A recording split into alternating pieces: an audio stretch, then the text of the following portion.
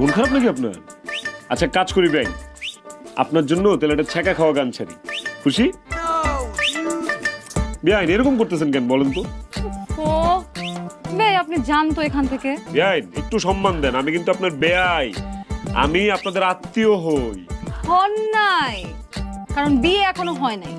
বিয়ে হয়ে যাবে, বিয়ে হয়নি তো কি হয়েছে? আজকে নইলে কালকে হবে, কালকে নইলে পরশু হবে। আমাদের বিয়ে কি আটকে থাকবে নাকি? করে ফেলাবো, সমস্যা নেই। আপনি মা বলতে কথা বলেন কেন? হ্যাঁ বলেন তো। আমি আমাদের বিয়ের কথা বলি নাই, আমি আমার বড় বোন আর আপনার ভাইয়ের বিয়ের কথা বলছি। ওইটাও হয়ে যাবে, রাত পোহালেই হয়ে যাবে, আপনি এটা নিয়ে একদম টেনশন করেন না। বিয়াই, আপনি যেমন সাথে এত ভাব নিতেছেন, আপনি জানেন আপনি কার সামনে দাঁড়ায় ভাব নিতেছেন? হ্যাঁ, চিন্তাও করতে পারবেন না।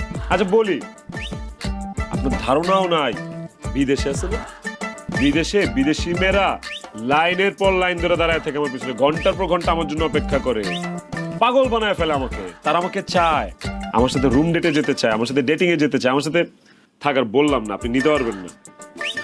আর আপনি আমার সাথে ভাব মারতেছেন। আপনি কি সারাক্ষণ নেশা পানি করে থাকেন? কি সব নোংরা কথাবার্তা বলতেছেন আপনি আমাকে? হ্যাঁ, বিশ্বাস হয় না আপনার না? আরো বলি, বিদেশে মেয়েরা ডলার দিয়ে আমার সময় কিনে নিতে চায়, ডলার দিয়ে, ডলার দিয়ে। নিতেই পারে, তাদের যদি কাজের লোকের দরকার হয় তাহলে আপনাকে টাকা দিয়ে নিলে সমস্যা কোথায়? এই কথাটা, আপনার এই কথাটা আমার আত্মসম্মানে আঘাত করলো। বেআইন, আপনি আমার ধুলার সাথে মিশাইয়া দিচ্ছেন। শুধু এখন পিনিকে আসি দেখে আপনারা কিছু বলতেছি না। কিসের পিনিক? চিকন চিকন দুটো কমলার কোয়ার মতো ঠোঁট আছে না, এই ঠোঁটের পিনিকে আসি বেআইন।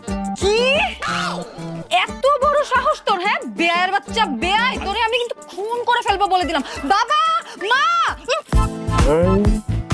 চুপ কর, নাহলে আমি তোকে ধাক্কা মেরে ফালায় দিব। হ্যাঁ চুপ। জোর জোরে বাবা। একটা কিঞ্চিত ভুল বলছি, ঠোঁট না বেআইন, ঠোঁটের নিচে হালকা নিচে যে তিলটা আছে না, তিলের পিনিকে আছে। মনটা চাইতে সেই মুহূর্তে নগদে আপনার রানী বানার আমি হয়ে যাই রাজা। আপনি কি সারাদিন খান গাজা? কে কি বলতেছেন এসব? তাহলে এরকম আলতু ফালতু কথা কেন বলতেছেন বেয়াই? আপনাকে ইমপ্রেস করার জন্য বলতেছি বেআইন, আপনারে পটানোর জন্য বলতেছি।